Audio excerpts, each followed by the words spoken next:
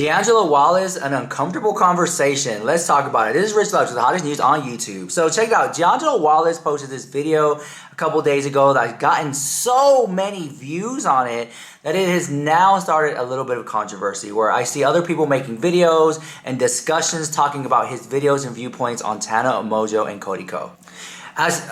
Even one person posted saying, I think you're making the same point as D'Angelo, that Tana is not perfect victim. Just because a personality online is unlikable doesn't mean she shouldn't be believed. You're both saying the same thing. Tana was very unlikable to a large population of the YouTube viewers who knew her, and therefore her story didn't gain traction for years. Tana Mongeau, as of recently, has been very likable. She's getting lots of views. She's getting booked. She's busy. I think this is the best we've seen Tana in years. In D'Angelo's video, I think that he was just summarizing that the regular, smegler, degler population just view Tana Mongeau's brand as negative. But that's not to say that she can't turn over a new leaf, which I feel like she has. The main issue I have with D'Angelo Wallace is that anytime he makes a video that does relatively very extremely well, and it gets some backlash to it, he'll just run off the internet for a mental health break, and then we don't see him. It's almost giving like narcissistic tendencies that when he gets called out, he'll just shut down, and then we're not allowed to say anything. Don't call him out because he'll run off the internet, like he did with the James Charles, Shane Dawson, Jeffree Star series, which, have y'all forgot about that? But I digress. I think this is why some people don't even bother. I didn't even know D'Angelo Wallace was making videos. I had no idea he was making. I thought he was gone. I kind of tuned out when it became like this grandiose personality, and I was like, okay, I think I'm gonna check out. So I had no idea that he was back making videos, much less talking about Tana and Cody Ko. And I thought about it, and I was like, wait, where was D'Angelo Wallace when the Colleen Ballinger situation happened? Because I've seen videos that he was making around that time. Well, not seen videos, was sent videos, but I didn't watch them.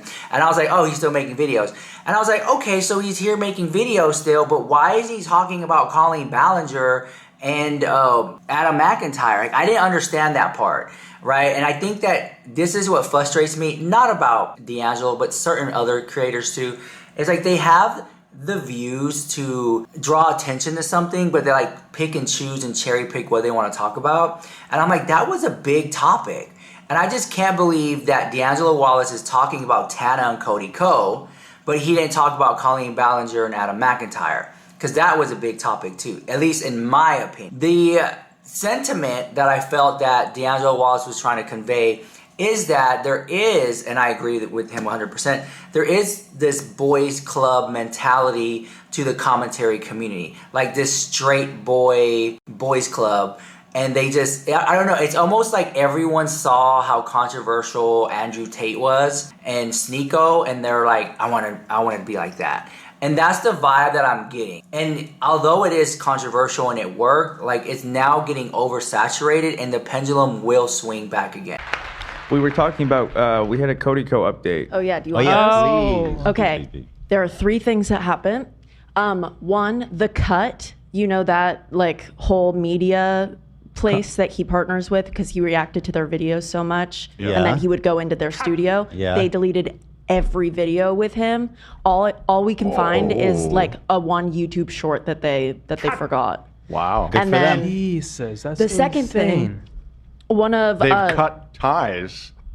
They've cut. We're on fire today, people. Yeah, man. But that's a big one. That's big. That's like, all right, buddy. Yeah. Oh my. You're being erased.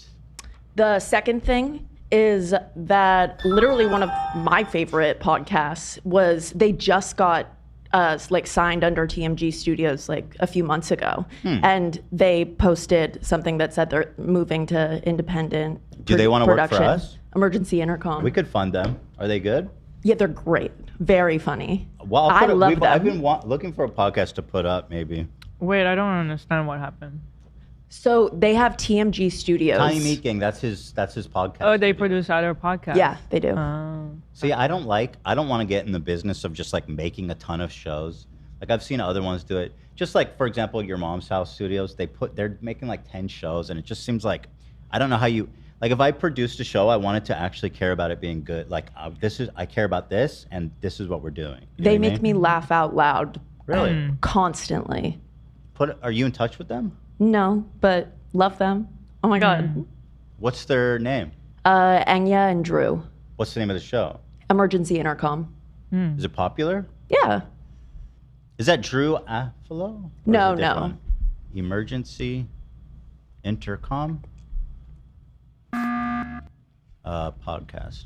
Well, yeah, good if you views. guys happen to see this and you want to talk, I think that could be fun. If Olive vouches for you guys, Oh, yeah. then I think. Oh, yes. I know these people from TikTok, actually. so yeah, funny. Very funny. Let me see. Oh, they're doing the Mission Impossible wire drop. It looks like. I've already talked about this like a few episodes ago, recognize but him, I but- I've keep never fa- seen King of that. factory job. So that's my take on it. Granted, but like, So let me know, guys. Yeah. We have the best salesman in the game, For real. Tom Ward. Like legitimately the best in the game. Cool. Let's talk shop. What else? That was the second one. Oh, the third one is that Britney took down her Royal Court episode with Cody. Ooh. Yes. GG. It's all coming down. But you can catch him tonight at 12 a.m. at the Wynn Hotel. Yeah. He's gonna be like, you're supposed to dance when you DJ. I wonder, is he gonna have the spirit? I hope not. I feel like there's no shot that show happens. It would How be the really, fuck really is crazy. he gonna get up it's there and gonna be DJ? like sad. That's what I'm dancing. wondering. But who's gonna go to that? And how's he not gonna get heckled and stuff? Yeah. Is he gonna try to look sorry, Yeah, maybe? she's gonna be like, Sad DJing. Yeah. Holding his heart. I see you. He's like tears. I see you. Literally. His confession, he isolates the beat and then he goes, I did it, and then the beat drops. Sorry. I'm so sorry. Sorry to you. I see you there. Apologies. I know. I'm heartbroken. So sorry.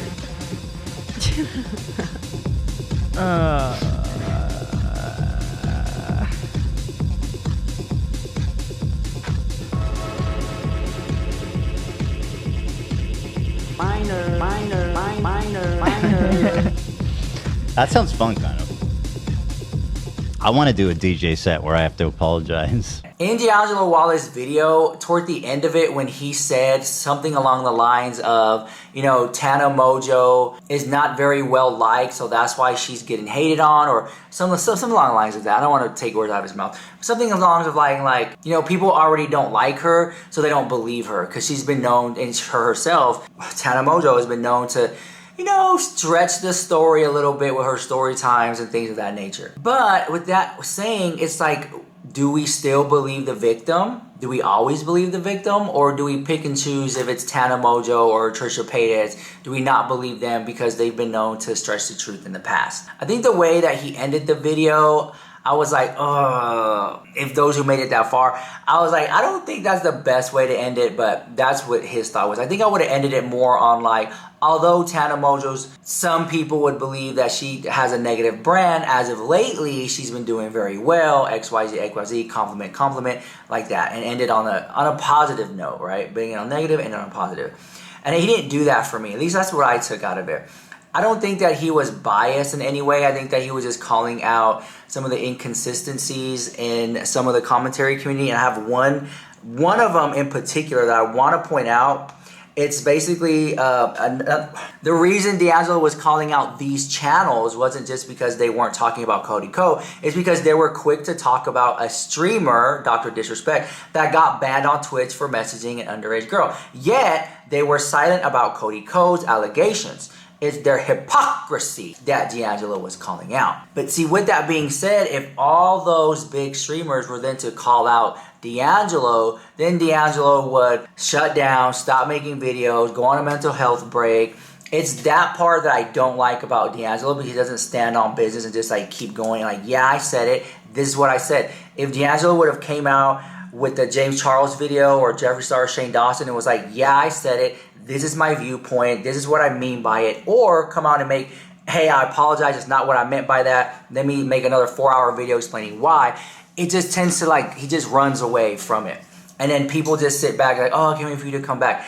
I just don't respect people who just run away. It gives like spineless. Like just stand up on it. Be like, yeah, I said it and what? Or yeah, I said it and I was wrong. Let me apologize. But this is my opinion. Who am I? Another commenter said, I think that the whole spirit of D'Angelo's video was to say that Tana has history of lies, problematic behavior, and controversy. And that is true. I think she does have that type of vibe. But when she speaks, I still want to hear her out. The thing with Tana, and I think a lot of people can back me up on this one, is that Tana Mongeau, she'll make like a 2-hour video, and she'll insert like a really good juicy piece of drama somewhere in the video, real short and sweet.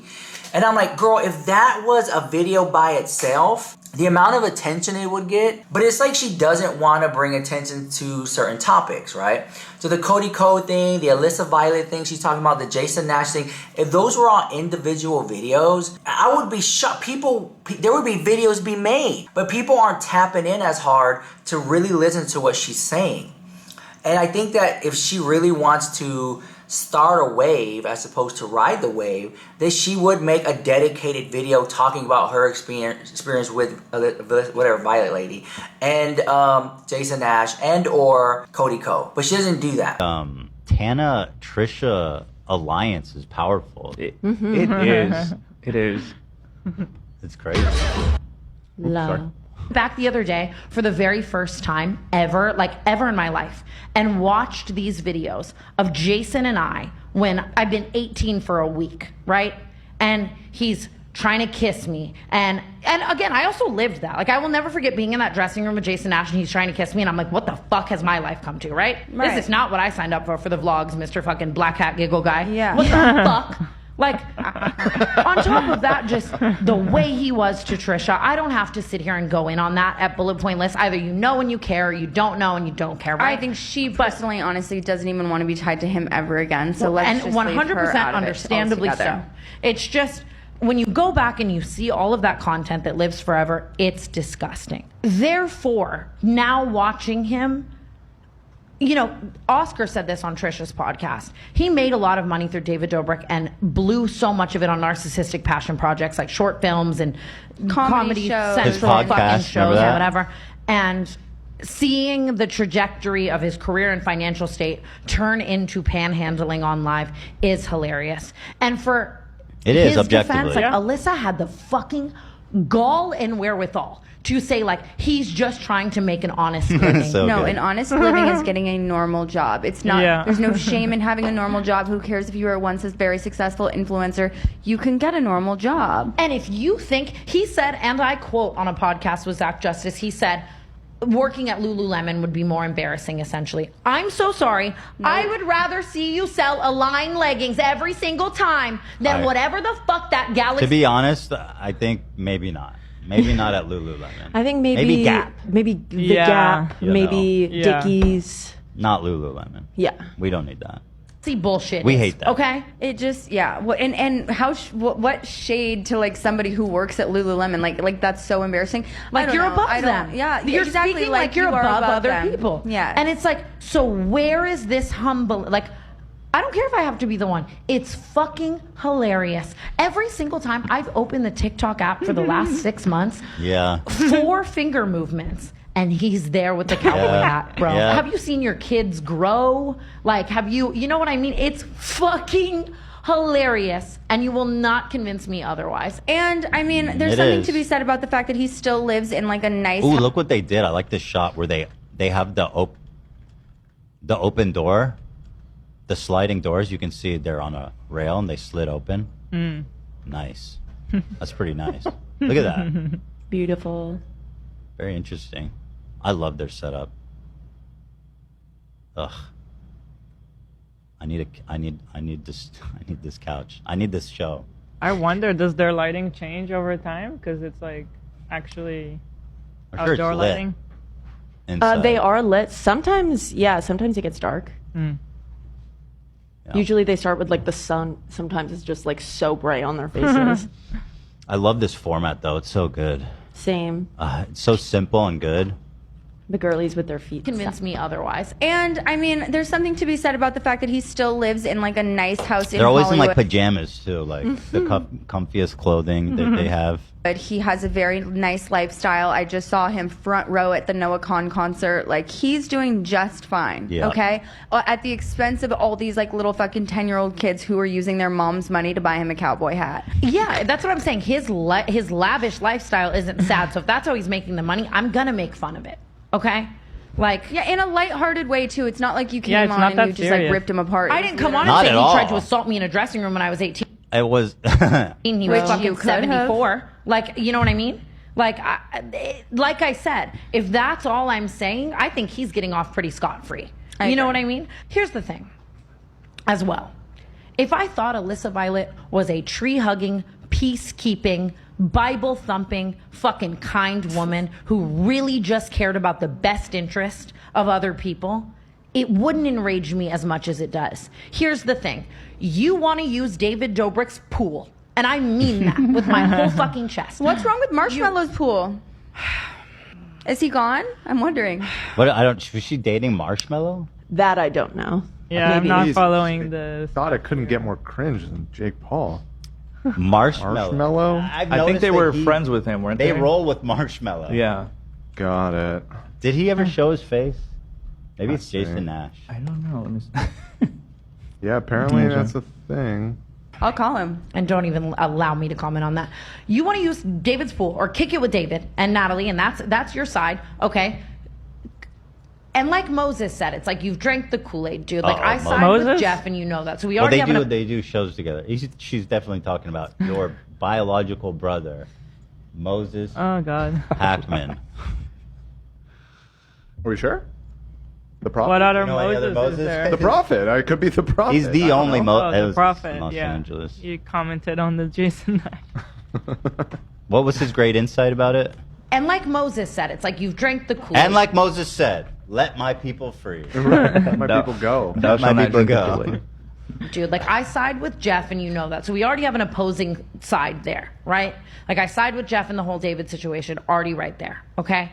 Then we make a podcast mentioning one of her best friends, Tessa Brooks, and an altercation that happens. Listen, I will say, I think Jason, A Reckoning is right around the corner. It sounds like. Which is weird, because everybody's known about it forever, but maybe it starts to resonate for some reason. Finally. And I've seen comments that say that, oh, she's bringing this up and it was such a long time ago. She's just trying to be relevant. Although I can see, because the internet is so shady. Although I can see that, I'm like, not at the same time, I don't think that's what's going on here. I think she generally meant it. I just wish that her delivery was a lot better because it's falling flat. On top of, it's just hard to take her serious. But I get the same sentiment too because it's hard to take. I don't really take much of anything very serious anyway nowadays. It just comes with age. Here's another commenter that said, I think that's exactly why D'Angelo showed so many ways that Tana's story was supporting evidence through the years. I think that was his way of confronting people who were using their stereotypes of Tana to ignore the information that was coming out. I took it as, hey, here's an imperfect victim, and regardless of that fact, here's why her story shouldn't be ignored. Case in point, the way that he ended the video, I was like, it's kind of like D'Angelo Wallace videos. I found them personally to be like, there'll be a really good title, really good thumbnail, or start off strong, and then the ending is just kind of like, it's kind of like a movie that you want to see all summer, and that you're like, the ending sucked. How was the movie? The ending sucked. Like, the ending of his videos always sucked for me. And that's just my opinion. They just suck, the ending. It's like, everything's leading up to something badass, and then it just like flops at the end and it sucks. For him to just write it off as like, well, you know, she's controversial, that's why people don't really believe her, but they should. But this is why I'm like, no. Why can't you end it on a more positive note? Why does it have to be like that? It's almost like it's ending on. I'm not getting an aha moment at the end of his videos. I'm getting like, this is the audience participation part of it. But that's my opinion. I'm not. God forbid you have an opinion on the internet. God forbid. But anyways, Tana Mongeau, I think that again, it's not on the people's shoulder to defend her. Tana Mongeau could defend herself if she wanted to. At the end of the day, if she wanted to really blast Cody Ko, she could. and Alissa Violet and Jason Nash and David Dobrik. She could if she wanted to. Why she doesn't? I guess she wants to stay out of drama, stay in her lane, and be peaceful. I don't understand her relationship, her friendship with James Charles, and her friendship with Ethan Klein. Like, how can you, they're totally opposites. Like, why? I don't understand why she can't pick a side. And one thing I don't like about people is people who just straddle the fence. I don't like that. Like, pick a side, stand on it, and it's okay. If I say I don't like this person, I like this person, I know I'll lose followers. But at least I'm being true to myself. I'm not going to sit here and straddle the fence. I don't know, guys. I just want to be, keep the peace and want everybody to get along. That's not going to happen. Pick a side and stay with it and mean by what you say, because it builds character. And that's one of the faults that I have with Tana, is she just wants everybody to get along and wants all the peace and love. But how can you be friends with James Charles and then turn around and be friends with Trisha and turn around and be friends with Jake? You know what I'm saying? It's just a lot of hypocrisy within itself there too. But maybe there's something that I don't know about. Maybe I'm pretty sure there's instances where I have done that too. That's that maybe I need to take a step back off. Take a step back and look at it as well. But that's my opinion. So let me know what you think about that drama in the comments down below. And also, for some reason, for months now, I've been getting receipts on D'Angelo Wallace. Like, I get these Proton emails or whatever, and they're always talking about like D'Angelo Wallace drama. And I was like, well, let me see. Let me look into it, right? What are you talking about? D'Angelo Wallace. D'Angelo Wallace. What? There are obviously a lot of D'Angelo Wallace haters, because the amount of receipts I get, I'm just like, what are you talking about? Why? I don't understand it. Anyways, I can care less. Let me know what you think about that drama in the comments down below. This is Rich Left with the hottest news on YouTube.